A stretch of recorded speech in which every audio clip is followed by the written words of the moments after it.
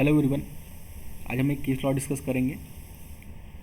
Loss arising on capital reduction by a subsidiary company in whose shares investment was made for purpose of business of assessee for setting up supply chain system and manufacturing units in global market is a business loss। Judgement है ITAT Ahmedabad का, DCIT versus GHCL, assessment year 2012-13, date of order 5 March 2021। Section 28 को थोड़ा सा देखेंगे तो section 28 क्या बोलता है। अगर कोई जो है बिजनेस या प्रोफेशन एसएससी के द्वारा कैरी आउट किया गया during the previous year at any time और उससे होने वाला जो प्रॉफिट या गेन है उसको हम ट्रीट करेंगे पीजीबीपी के हेड में। अब इस केस का जो फैक्ट्स है उसको शॉर्ट एंड सिंपल वे में देख लेते हैं। तो हुआ क्या, एसएससी एक पेरेंट कंपनी है। पेरेंट कंपनी ने बहुत सारी सब्सिडीज़ में इन्वेस्टमेंट किया हुआ है और जो इन्वेस्टमेंट का मेन पर्पज़ है उसके जो है बिजनेस को ग्रो करना है। अब एक जो होली ओन्ड सब्सिडरी कंपनी थी उसमें कुछ जो है इन्वेस्टमेंट जो उसके थे इक्विटी शेयर्स के, उसकी वैल्यू जो है कम करनी पड़ी क्योंकि वहाँ पे जो सब्सिडरी कंपनी थी उसको लॉस हुआ था। और वैल्यू जब कम हुई तो क्या हुआ, एसएससी को जो लॉस हुआ इन्वेस्टमेंट का उसने क्या किया, उसने रिटर्न फाइलिंग करते टाइम इस लॉस को as a long term capital loss करके जो है उसने क्लेम कर दिया।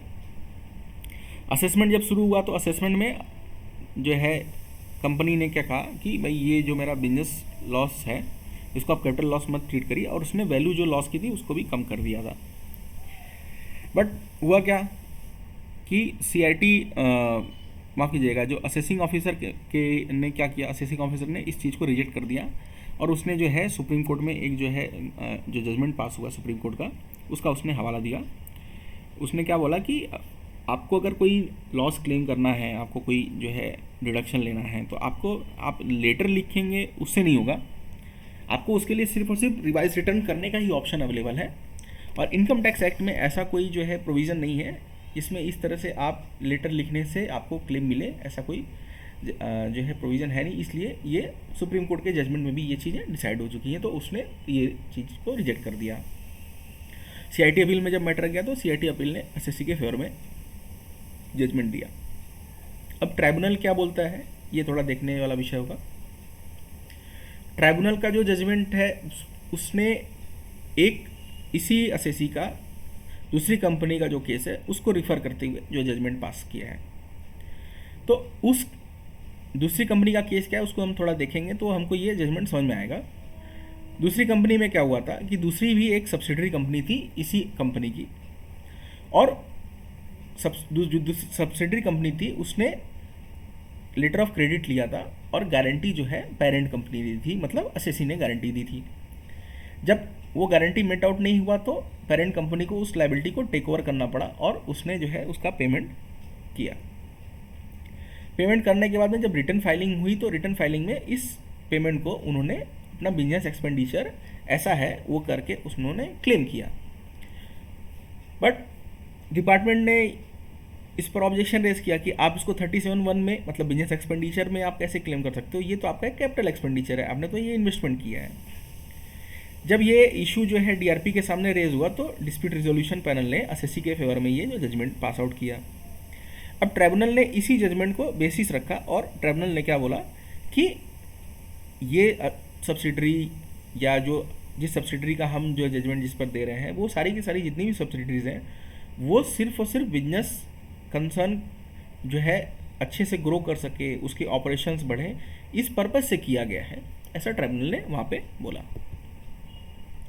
दूसरा ट्राइब्यूनल का पॉइंट रेज जो हुआ वो क्या था कि जब सीआईटी अपील में जो सबमिशन हुआ है उसमें प्रॉपर्ली जो है एसएससी ने बताया कि भाई रिसेशन था यूरोप और यूएस में और फाइनेंशियल डिफिकल्टी की वजह से सब्सिडरीज को जो है बहुत सारा लॉस हुआ और वो सिक यूनिट्स बन गई, और उस वजह से फिर क्या हुआ, फिर रिजोल्यूशन हमको पास करना पड़ा और हमको रीस्ट्रक्चरिंग में जाना पड़ा। ये सीआईटी अपील के सामने उन्होंने बोला और ये जो लॉस हुआ इस वजह से हमारा जो वैल्यू था शेयर्स का वो हमारा डिक्रीज हुआ।